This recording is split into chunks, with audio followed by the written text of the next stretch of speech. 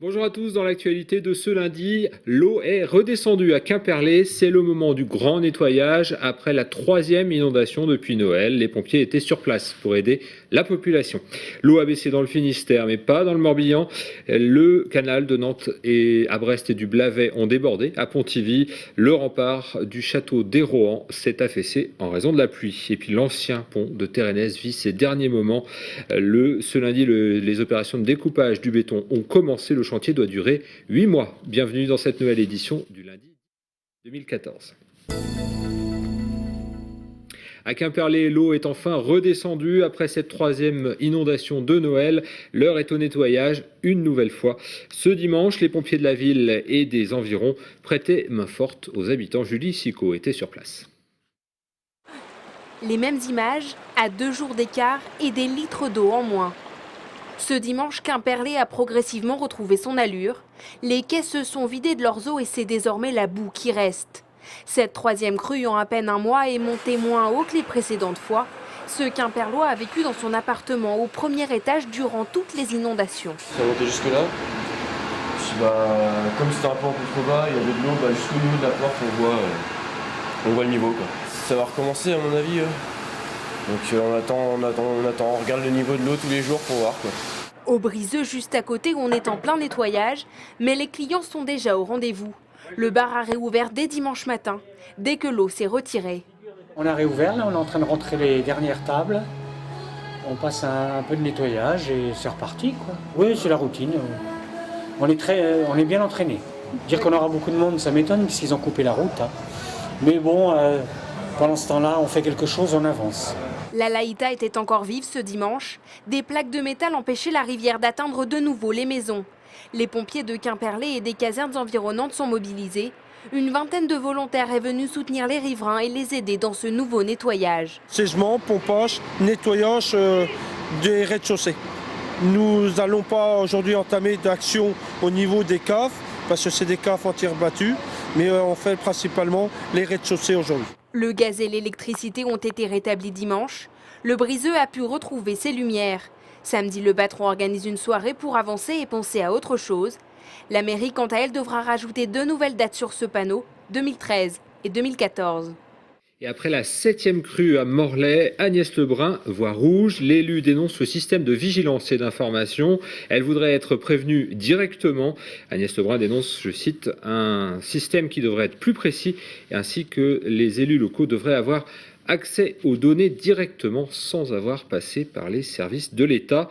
Et puis à signaler justement en parlant de l'État que le ministre de l'écologie Philippe Martin est en Bretagne ce lundi soir et il est justement entre Lorient et Redon qu'il doit visiter ce soir. La ville est déjà inondée et voit l'eau encore monter. À Douarnenez, après les vagues la semaine dernière, c'est la pluie qui a provoqué des dégâts. 10 mètres cubes de roches ont traversé le mur en tôle d'un hangar du centre nautique de Tréboul. Les fortes précipitations de ces derniers jours ont fragilisé la falaise qui surplombe le bâtiment. Heureusement, ce glissement de terrain n'a pas fait de victimes. Et à Pontivy, la pluie a également provoqué un effondrement. Le rempart du château des Rohan s'est affaissé sur plusieurs dizaines de mètres. Un peu plus bas, en ville, le canal de Nantes à Brest et le Blavet ont envahi une partie de la ville. Une inondation plus importante que celle de 1995 ou de 2001. Reportage sur place de Julie Postelec de TB Sud. Une partie du château de Rohan effondré, un pic de crue à 1,41 m. Les Pontiviens n'avaient de mémoire jamais vu telle inondation. On a été réveillés à 4 h du matin par les pompiers. L'eau avait bien monté jusqu'au bout de l'allée, là. Donc, le service technique est venu pour colmater nos 2 entrées. On est là depuis 2000 et on n'a jamais vu ça. 120 pompiers venus du Morbihan et d'Ille-et-Vilaine sont intervenus samedi plus d'une centaine de fois, entre les opérations de pompage, de reconnaissance et l'évacuation de 13 personnes. Ce sont surtout le sud et le centre de Pontivy qui ont été sinistrés comme à la rue de la Fontaine. La digue anti-inondation n'y a arrêté qu'un temps la montée des eaux. Moi, c'est la première fois en 10 ans que je suis inondé comme ça. Normalement, ça ne monte pas tant que ça, quoi. C'est parce qu'ils n'ont pas lâché l'eau du lac de Guerledin avant. Pointé du doigt par les Pontiviens, le barrage de Guerlédan, situé en amont de la ville, a dû procéder à des lâchers plus conséquents de l'eau du lac, au niveau lui aussi élevé, des eaux qui ont gonflé le Blavet. Un barrage qui sert de régulateur selon les autorités. Alors, le barrage en lui-même n'est pas responsable de l'inondation parce que si on n'avait pas de barrage, toute l'eau arrivant sur le bassin de Guerlédan finirait sur Pontivy. Il faut savoir qu'on est à notre 3e gros épisode de crue depuis Noël. Donc les sols sont gorgés d'eau. Donc effectivement, les moindres pluies qui tombent ont tendance à ruisseler vers les zones de cours d'eau. Des crues multiples et un sol gorgé d'eau, c'est ce qui aurait provoqué cet éboulement du château de Rohan, construit il y a 500 ans.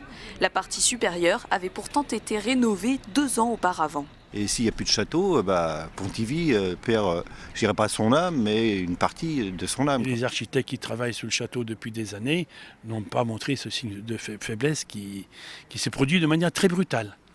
Alors on pense que c'est la fréquence, la durée, le volume de pluie qui est tombé qui a fragilisé la semelle en dessous. L'architecte des bâtiments de France et les affaires culturelles vont évaluer les dégâts. Le château est fermé jusqu'à nouvel ordre. Le vieux pont de Térénèse vit ses derniers moments. Ce lundi, les opérations de découpage du béton du tablier ont commencé. Ce chantier de démontage doit se poursuivre jusqu'à l'automne 2014. Il faut évacuer 15 000 tonnes de béton et de ferraille, le tout sans nuire à l'environnement. Dans quelques jours, il ne sera plus possible de traverser l'ancien pont de Térénèse. Atteint par la maladie du béton, l'édifice reconstruit en 1952 est inutilisé depuis la mise en service du nouveau pont en 2011. Le tablier de l'ancien pont va être scié et le démontage va commencer. Première partie, on va démarrer carrément du milieu du pont, faire le premier trait de scie et après couper des morceaux de 4 par 2. Donc il y aura probablement 4 morceaux. 4 dalles qu'on va soulever, scier et soulever à la grue. De chaque côté, les soudeurs découperont le soubassement du pont, un travail à 50 mètres au-dessus de l'Aulne, dans un cadre exceptionnel. On monte un chemin de roulement pour monter des paniers pour le sciage du béton. C'est l'écrin naturel classé Natura 2000 qui oblige à employer ces nacelles fixées sous le pont. Ça sera une de chaque côté du pont et ça permet aux chalumistes de descendre en bas et de chalumer en toute sécurité et ça nous permet aussi de récupérer les eaux de sciage. Une fois qu'on aura enlevé la partie béton, elle sera broyée et transférée dans des centres de recyclage qui vont les réutiliser pour des plateformes et la ferraille pareil. La ferraille, elle est valorisée, donc c'est une partie qui doit être récupérée et envoyée dans un centre de recyclage. L'ensemble des 15 000 tonnes de déchets seront recyclés. Fin du chantier prévu à l'automne 2014.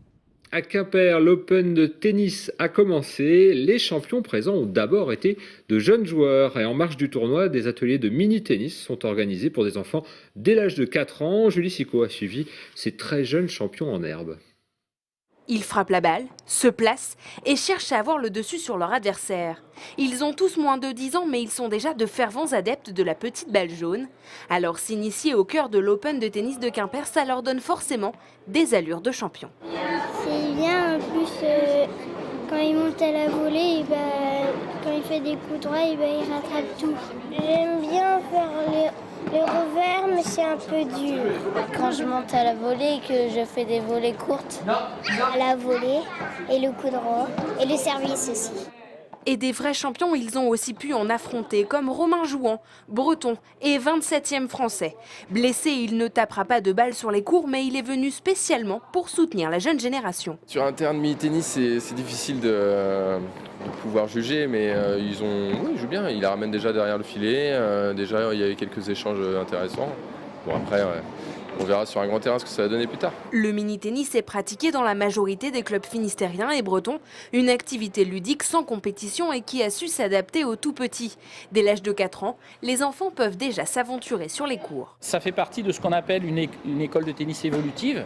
Et en fonction de la taille et de l'âge des enfants, on va adapter au fur et à mesure les balles et les terrains en fonction de ce qu'ils sont capables de faire. Et qui sait, peut-être que dans quelques années, on retrouvera ces enfants de l'autre côté, sur le court central, à la place de ces deux autres as de la raquette. Voilà, et les champions ont donc passé les premiers tours et l'Open de tennis, c'est donc sur TBO, TB Sud et TVR 35, finale simple et double du tournoi à suivre en direct dimanche sur notre antenne, donc dimanche 16 février à partir de 12h55. Merci beaucoup de nous avoir suivis. On se retrouve demain à partir de 18h30 pour un nouveau point sur l'information locale et régionale. Je vous souhaite d'ici là une très bonne soirée et à demain.